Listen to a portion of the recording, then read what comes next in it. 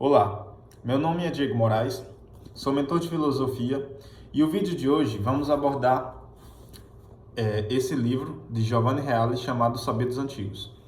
Bem, esse livro, à primeira vista, você pode ver que ele não é um livro bonito, ele é um livro feio. A capa dele é basicamente um papelão e realmente ele não é tão agradável aos olhos assim que você vê. Não é um livro que te chama a atenção. Porém, o conteúdo desse livro é maravilhoso. Esse livro é outro nível e eu considero que um dos melhores livros para que você possa iniciar a sua jornada intelectual. Ou seja, para você que está tentando descobrir as coisas, como funcionam, como o mundo está conjecturado com suas ideias, o ideal das pessoas, a cultura, esse tipo de coisa, esse livro aqui é uma porta de entrada magnífica. E por quê? Porque Giovanni Reale vai trazer nesse livro 10 problemas da sociedade, ou seja, doenças culturais, através da intelectualidade, ou seja, através de filosofias erradas que foram impostas por ideias falhas em si. E além desses 10 problemas, ele vai trazer soluções da filosofia clássica, ou seja, soluções dos antigos a respeito desses problemas. Então ele vai abordar Platão, Aristóteles, Sócrates, esses autores já do período anterior, refutando essas ideologias novas e colocando soluções bastante interessantes. Por quê? Porque os clássicos eles já pensavam sobre tudo isso e já tinham uma visão muito mais ampla do que os filósofos que vocês vão ver que causam muito mal à sociedade no sentido intelectual e cultural. Então, vamos começar a fazer o seguinte. Nesse vídeo de hoje, a gente vai tratar sobre o prólogo, que é o início do livro, e o primeiro capítulo. Lembrando que esse livro ele contém 10 capítulos.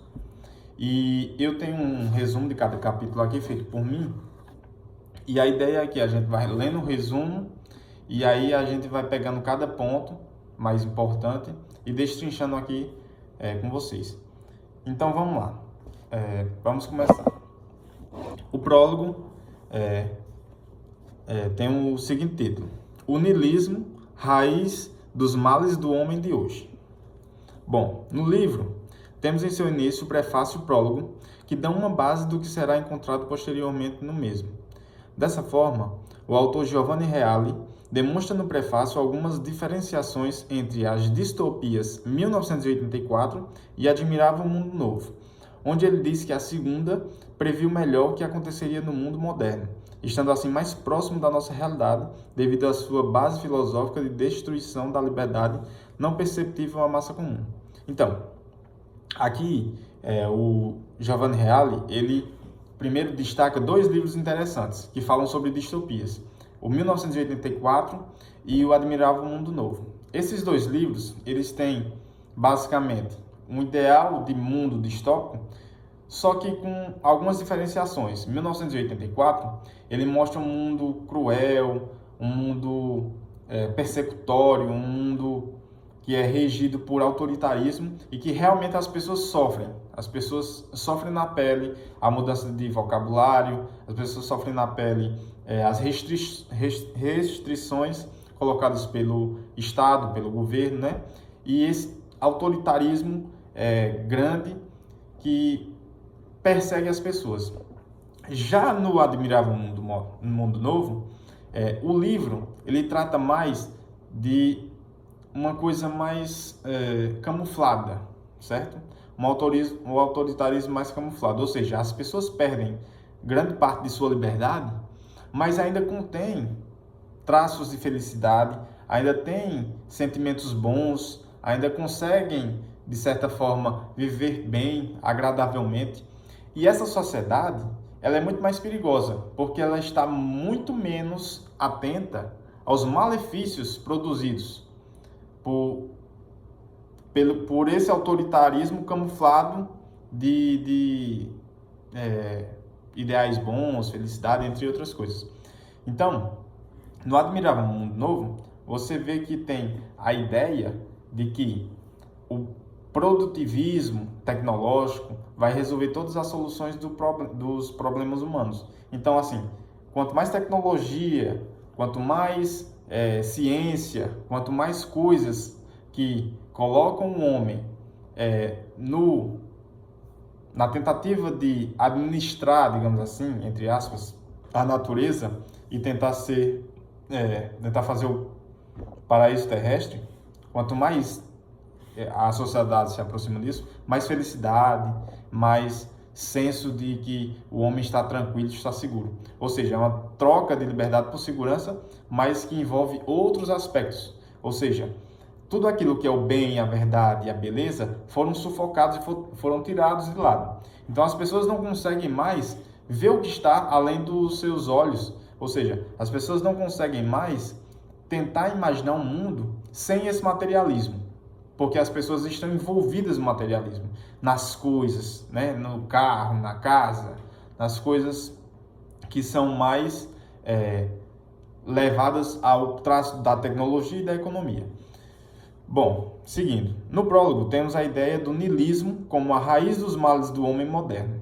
E assim, Giovanni Reale diagnostica 10 ideias correntes no mundo moderno, que são os problemas principais de raízes filosóficas que destroem o homem como um todo, onde serão abordados cada uma delas em um capítulo para cada, compondo-se da explicação da ideia, da sua refutação e de uma ideia dos antigos como solução e substituição desse erro filosófico. Bem, e como eu disse, aqui o Giovanni Reale está colocando que todo capítulo ele vai ter tanto a ideia que está em sociedade, né, que está na cultura de hoje, a refutação dessa ideia, porque ela é falha, porque ela é um erro, filosoficamente falando, e uma solução de um autor antigo, da filosofia clássica. Então a gente vai começar pelo capítulo 1. Bom, reducionismo cientificista da razão, Aristóteles e a distinção entre razão científica e razão metafísica. Bom, no primeiro capítulo, temos a ideia do cientificismo, que basicamente é a ideia de que as ciências naturais são o ápice do conhecimento humano, e tudo que está fora dela faz parte de crenças especulativas do homem, ou seja, aquilo que não se comprova empiricamente. Não é uma certeza comum a todos, mas uma percepção particular de cada indivíduo. Bom, aqui nesse primeiro parágrafo, a gente já pode notar que hoje em dia as pessoas estão muito nessa vibe de achar que existe a ciência, que ela é detentora do meio da razão absoluta, e existe as crenças, as opiniões, a fé. Então, existe esse diálogo essa dicotomia entre fé e razão. E as pessoas acham que a razão não está vinculada com essas crenças particulares, não está vinculada com a fé. A razão é outro bicho diferente da fé. Ou seja, a fé é aquilo que eu acredito internamente, particularmente, e que isso não prova nada, e isso não tem nenhuma relevância, isso aí é só subjetivismo. E a ciência, sim. A ciência é aquilo que está baseado em fatos, é aquilo que faz com que a sociedade progrida, faz com que a sociedade se desenvolva, porque ela é o fundamento racional da verdade. E isso é falho. Mas vamos mais adiante. Com isso, vemos a ascensão da ideia do positivismo, que entende que o mundo pode ser explicado através das ciências aplicadas e do tecnismo que demonstra o absoluto conhecimento, e que, portanto, reforça a exclusão da filosofia, da teologia e de outros tantos meios que buscam a descoberta da verdade sem o método científico.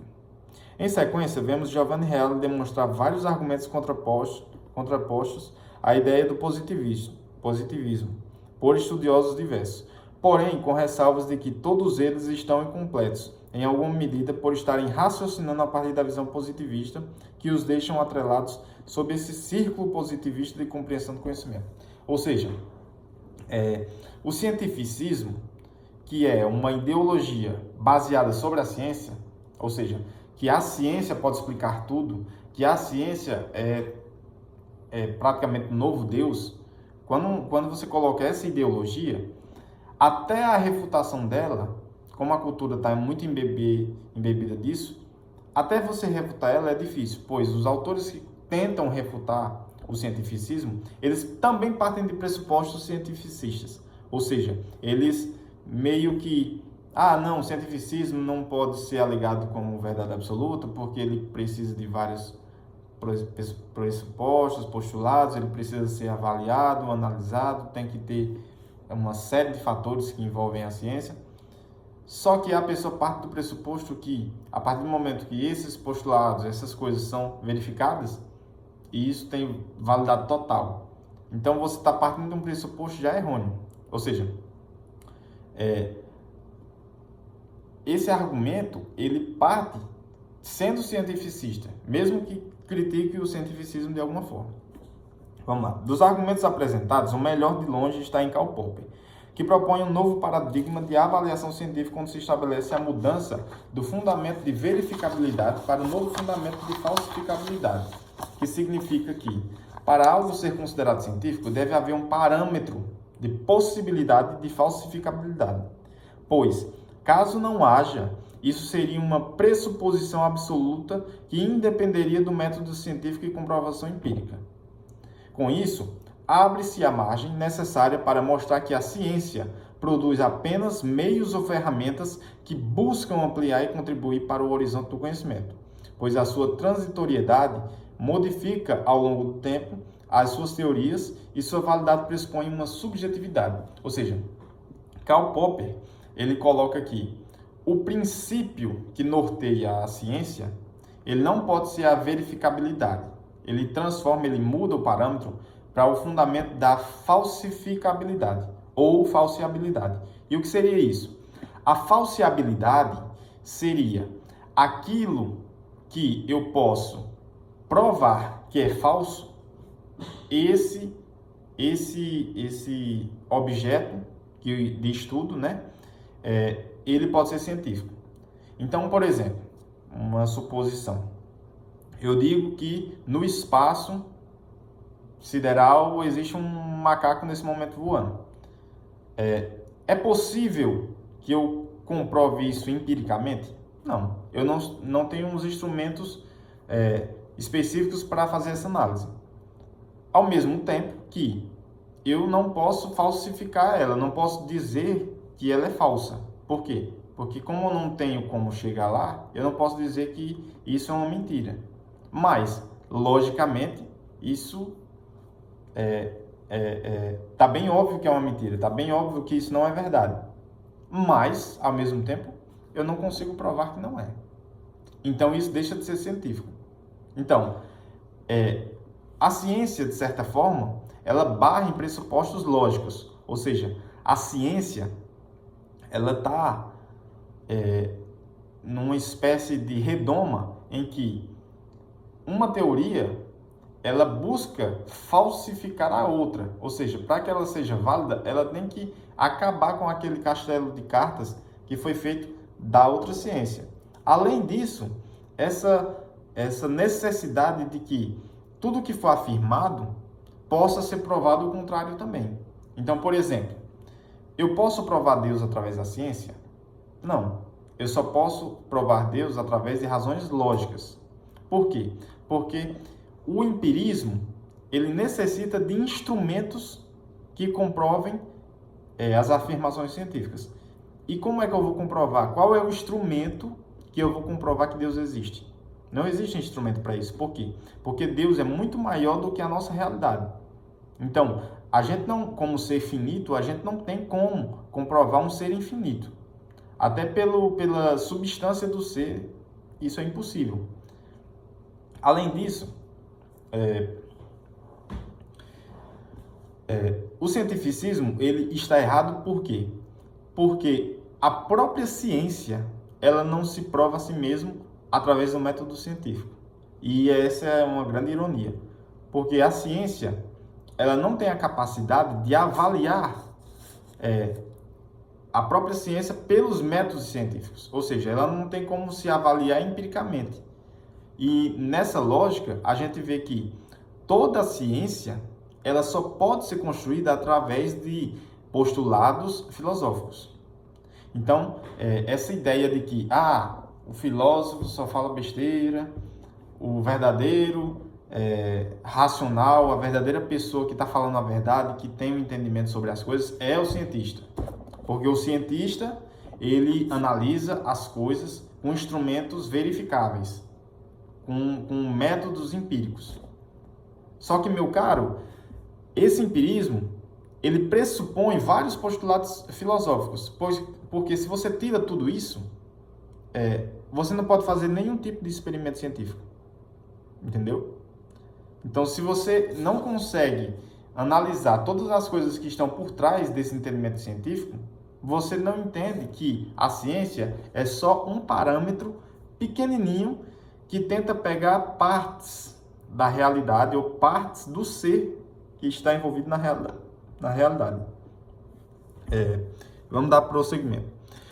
Constatado esse erro lógico do cientificismo, vejamos que o antídoto natural para isso está na metafísica aristotélica, que nas palavras de Aristóteles é o estudo do ser como ser, ou seja, o estudo do ente enquanto ente. Logo, a metafísica busca conhecer o todo do ser através da verificação da substância total do ser, em contraposição com o método científico que busca a averiguação do ser na divisão de partes.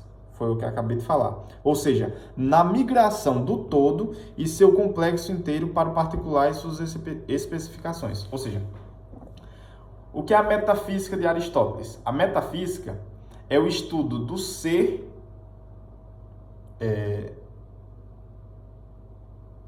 sendo ser. É a ideia do ente como ente, total e absoluto. Essa ideia, ela só pode ser postulada racionalmente. Ou seja, eu só posso imaginar o ser. Vamos pegar uma ideia, um exemplo para simplificar. O ser humano. A ciência, ela só pode avaliar o ser humano como matéria objetiva. Ou seja, corpo, a mente. Só que a ciência, ela não pode averiguar o ser humano na sua totalidade, ou seja, na sua alma, na sua consciência, no sentido da vida do ser humano. Logo, a metafísica aristotélica é a solução que se compreende muito melhor a realidade para o cientificismo. Ou seja, enquanto as pessoas acham que a ciência pode provar tudo, elas estão erradas. Por quê? Porque a ciência, além de não se comprovar, ela não tem como comprovar os postulados metafísicos. Porque a metafísica, ela parte de um princípio lógico absoluto que o ser humano identifica através da luz da razão. Mas essa razão direcionada através do esforço cognitivo do ser humano sobre um aspecto transcendente da alma, do nosso plano material. Então, o Aristóteles, ele coloca aqui que nós, seres humanos, conseguimos transcender a nossa inteligência e entender que as coisas reais, em sua totalidade, são muito maiores do que a própria ciência pode investigar. A ciência não tem como investigar Deus, a ciência não tem como investigar o que é a natureza humana, a ciência não tem como investigar o que é a essência do ser. A ciência humana não tem como investigar nem a totalidade da essência de um copo. Porque Aristóteles, ele vai mostrar que existem várias causas, ou seja, pelo menos 4 causas específicas que comprovam a existência do ser do copo ou de qualquer coisa. Então, a ciência ela está abaixo da metafísica. Logo, Aristóteles, em sua filosofia clássica, mostra que nós temos o poder de raciocinar e chegar a conclusões através do intelecto e dos sentidos muito maiores do que a própria ciência tem através dos seus aparelhos tecnológicos. Ou seja, os o uso desses instrumentos, dessas ferramentas de tecnologia científica, eles só servem para diagnosticar alguns pontos minúsculos sobre a realidade da natureza. Mas ela não serve para dominar a natureza. Ela não serve para explicar valores éticos. Ela serve simplesmente para a gente aprender uma coisa hoje e daqui a pouco ela ser refutada. Aí aprendeu uma coisa depois e depois ela vai ser refutada novamente, porque a ciência trabalha nesse processo de descoberta e refutação. Descoberta e refutação. A metafísica não. A metafísica estuda o ser no ser. Então, ela estuda todas as propriedades do ser através da razão, através daquilo que nós, seres humanos, temos em essência, através da nossa alma e de nossa compreensão pela consciência. Então, basicamente é isso, primeiro capítulo. Se gostaram, curtam, comentem, compartilhem. Esse vai ser o primeiro vídeo desse livro. Esse capítulo realmente é muito complexo, porque fala sobre ciência, fala sobre metafísica, é muito complexo, mas eu tenho certeza que os outros capítulos serão melhores porque vão mostrar coisas muito mais tangentes para a nossa realidade.